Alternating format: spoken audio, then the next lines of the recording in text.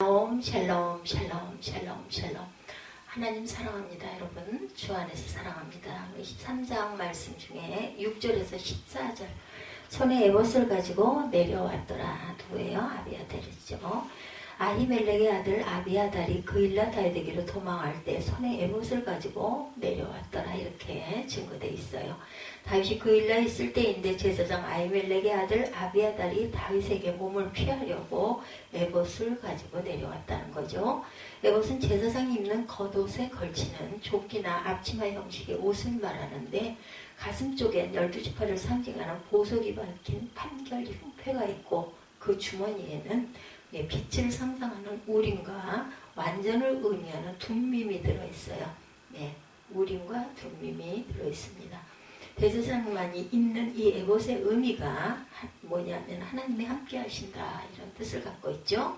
그 에봇이 다윗에게로 왔다는 것은 하나님이 다윗과 함께 하신다는 아주 중요한 의미를 나타내주고 있습니다. 그러면 여기서 아히멜렉의 아들 아비아달이 그일라에 있는 다윗에게로 온 것이 대단한 사건이 아니고 대제사장이 입는 에봇을 아비아달이 다윗에게 가지고 왔다는 것이 중요한데 대단한 사건이죠. 손이 주고 있는 의미는 이렇습니다. 3회상 21장에서 아히멜렉의 수중에 있는 것은 전날 진설했던 떡으로 대제사장들이 먹는 것이었는데 그것을 다윗에게 내어줌으로 그들의 배고픔에서 벗어나게 했어요. 아히멜렉은 다윗에게 도움이 손이었다는 것이고 3회상 22장에 가서 아히멜렉이 다윗을 도왔다는 이유로 다 제사장 85명을 죽였으니 사울에서는 무력으로 왕권을 유지하는 불신함이 손이었다는 것이죠. 이런 사건의 내용을 볼 때 유일하게 죽음을 모면한 제사장 아비아달이 에봇을 손에 쥐고 다윗에게 왔다는 것은 사울의 손, 그렇다면 대제사장 아히멜렉의 아들 아비아달이 에봇을 들고 있는 그 손이 주는 의미는 사울의 이 같은 무력의 손으로부터 다윗을 구하시려는 야훼의 손길이었다라는 것입니다. 그일라 성을 블레셋에 빼앗긴 것을 보고 다윗이 묻죠. 제가 내려가서 쳐도 되겠습니까? 하나님께서 가서 구원하려 하셨고 그래서 블레셋을 물리치고 그일라를 구원했다는 거고 다윗이 그래서 그곳에 머물러 있었다라는 거예요. 7절에 다윗이 그일라에 온 것을 어떤 사람이 사울에게 알림해 사울이 이르되 하나님이 그를 내 손에 넘기셨도다. 그가 문과 문비창이 있는 성읍에 들어갔으니 이제 갇혔도다. 다윗이 그일라에 있다는 것을 어느새 사울에게 알린 발빠른 사람이 있었죠. 사울이 뭐래요? 하나님이 그를 내 손에 넘기셨다. 여기 넘기셨도다 히브리어 니카르는 이방인으로 여겼다. 그렇다면 하나님께서 다윗을 이방인으로 취급하셨다는 거고 이제 더 이상 하나님의 손길이 다윗에게 임하지는 않을 것이다라는 거죠. 이것은 순전히 사울의 인격적인 생각, 인간적인 생각이지 절대로 하나님의 생각이 아니에요. 사울은 하나님을 향해 묻는 신앙이라기보다는 개인적인 판단에 근거한 신앙으로 하나님을 들먹이고 있는 사람이라는 것을 보여줍니다. 반면에 다윗은 2절에 다윗이 여호와께 묻자와 4절에 다윗이 여호와께 다시 묻자온데 다윗은 개인의 판단에 움직이지도 않고 하나님께 여쭙고 있는 신앙이었다라는 것. 분명한 것은 개인의 확신은 얼마나 잘못된 것인지 14절에 사울이 매일 쳤대 하나님이 그를 그의 손에 넘기지 아니하시니라. 불확실한 미래의 승부를 거는 자기 판단, 자기 확신이 아니라 모든 것을 주관자가 되시는 하나님께 기도하는 묻는 신앙을 소유하는 저와 여러분들이 되시기를 주님의 이름으로 축복합니다. 사울이 뭘 말해요? 자기 확신에 차서 갇혔도다. 광야에 있을 때도 때와 다르게 그일라 성만 포위하면 되니 그러나 다윗이 성에 갇힌 것을 기뻐하기보다는 더 넓은 의미는 그일라 성을 블레셋으로부터 다시 찾는 하나님의 구원 역사를 기뻐했어야 하는 거죠. 사울이 다윗에 갇힌 것을 보기보다는 자기 확신과 개인적 판단에 갇혀버린 자신을 봤어야 했다는 겁니다. 그일라 성을 포위한다면 그야말로 다윗은 큰 위험에 빠질 수 있는데 어떻게 되었을까요? 8절에 사울이 모든 백성을 군사로 불러 모으고 그일라로 내려가 다윗과 그의 사람들을 에워싸려 하더니 사울이 다윗 한 사람을 잡기 위해서 백성을 군사로 모집해서 그일라로 내려가 다윗과 그를 따른 600명을 포위하려고 했다는 거죠. 여기서 사울이 자기 판단이 얼마나 잘못되었는지를 보여줍니다. 실은 군사를 모집하고 블레셋에서 뺏기자 자기 백성을 구원하기 위해 아주 정말 그 전쟁이 일어날 때 그들을 그 그일라성으로 갔어야 되는 거예요. 근데 그는 잠잠하다가 다윗이 그 성에 있다니까 군사를 모집하고 포위하기 위해서 출정을 하고 있는 것. 여기서 우리가 깨닫습니다. 우리가 싸울 때 상은 마귀죠. 우리 형제가 아니라는 거죠. 이 위급한 상황에 다윗이 어떻게 행동하고 있어요? 9절에서 10절에 보면 다윗이 사울이 자기를 해하려고 하는 음모를 알고 제사장 아비아달에게 이르되 에봇을 이리로 가져오라 하고 다윗이 이르되 이스라엘 하나님 야훼여 사울이 나 때문에 이 성읍을 멸하려고 그일라로 내려오기를 꾀한 다음을 주의 종이 분명히 들었나이다. 다윗이 뭘 들었어요? 사울이 날 잡기 위해서 그일라 성을 멸하려고 내려온다라는 것이죠. 이 음모를 알고 다윗은 제사장 아비아달에게 그가 가지고 온 에봇을 가지고 와라.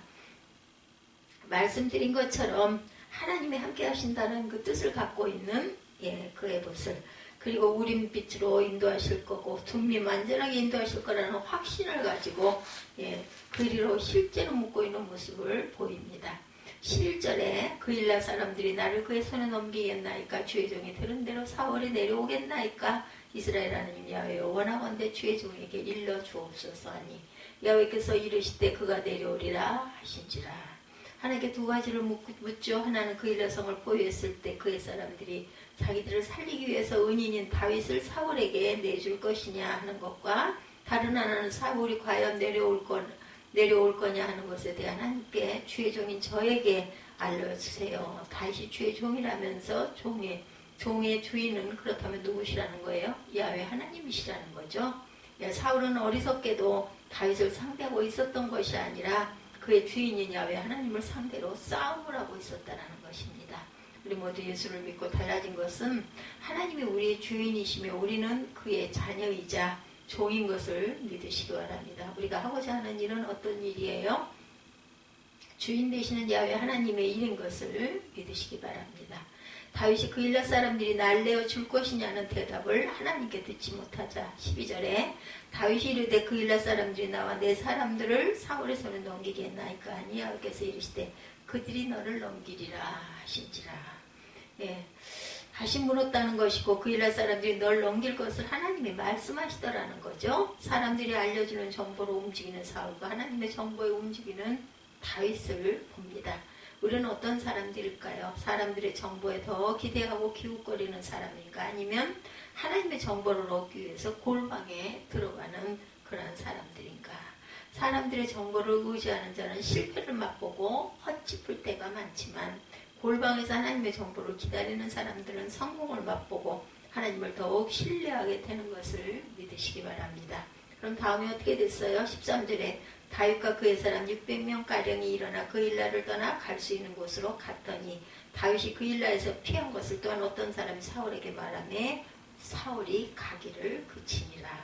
하나님이 앞으로 있을 일들에 대해 자세한 정보를 주셨을 때 다윗은 머뭇거리지 않고 행동으로 옮기고 있음을 보여주고 있습니다. 일어나 그일라를 미련 없이 떠나 옮겨 다닐 수 있는 곳 어디든지 옮겨갑니다. 왜 계속해서 옮겨 다녀요? 사울에 의해 위치가 파악되는 것에 대비한 거죠. 그리고 급하게 옮겨야 했던 또 하나의 이유는 그일라 주민들이 피해를 입는 것에 대한 배려를 하고 있다는 것이. 이것이 백성을 사랑한다는 진정한 왕의 마음이라는 것입니다. 그리고 사울이 가기를 그치니라. 왜 그쳤어요? 목적이 다윗을 죽이는 일인데 그일라에 다윗이 없으니까 더 이상 그일라를 향해 갈 필요가 없었다는 것. 사람이 포기하는 것 같지만 배후에 하나님의 도우심 때문이라는 것을 절대로 잊어서는 안 된다. 하나님께서는 귀한 정보를 주셨을 뿐만 아니라 계속적으로 하나님께 묻자와 신앙을 가진 다윗을 계속 돕고 계셨다는 것을 믿으시기 바랍니다. 14절에 다윗이 광야의 요새에도 있었고 십광야 산골에도 머물렀으므로 사울이 매일 찾되 하나님의 그를 그의 손에 넘기지 아니하시니라. 여기서 다윗이 여러 곳을 옮겨 다니면서 사울의 추종을 뿌리치고 있음을 봅니다. 먼저는 광야, 요새죠. 요새 히브리어, 매차드는 몸을 안전하게 피할 수 있는 장소라는 의미를 갖고 있습니다. 다음은 십광야 산골, 히브리어 하르는 작은 언덕이니까 야산이라는 뜻이죠. 이렇듯 이것저것 머물렀지만 머물러 있음에도 사울은 다윗을 잡을 수가 없었다는 건데 어느 정도로 찾았느냐? 매일 찾았다는 겁니다. 사울의 일생이 뭐예요? 다윗을 죽이기 위해 찾아다니는 삶이었다라는 겁니다. 얼마나 어리석은 삶인지 인생을 사람 뒤만 쫓아다니는 삶을 살고 있어요. 사울은. 근데 본인이 그것을 깨닫지를 못하죠. 우리가 분명 아는 것은 뭐예요? 예수 따라가며 복음 순종하며 우리 행할 길 화나겠네 이렇게 찬양에도 있죠. 예수님은 마태복음 4장 19절에 말씀하실 때 나를 따라오라 내가 너희를 사람을 낚는 어부가 되게 하리라. 예수를 따라 살며 사람을 구원하는 일들에 쓰임받으시기를 주의 이름으로 축복합니다. 그리고 분명한 사실을 14절 끝에 뭐라고 확인해요? 하나님이 그를 그의 손에 넘기지 아니하시니라. 사람이 아무리 수고를 해도 하나님이 허락하시지 않으면 안 된다라는 것입니다. 모든 상황을 주관하시는 분이 하나님이시니까 다시 안전할 수밖에 없는 이유 뭐예요? 하나님이 사울을 막아주시니까 우리가 예수 믿고 우리에게 달라진 것은 고린도전서 10장 13절이죠. 사람이 감당할 시험 받기는 너희가 당할 것이 없나니 오직 하나님은 미쁘사 너희가 감당하지 못할 시험당함을 허락하지 아니하시고 시험당할 즈음에 또한 피할 길을 내사 너희로 능히 감당하게 하시느니라. 잊지 않는 저와 여러분들이 되시기를 주님의 이름으로 축복합니다. 기도하시겠습니다.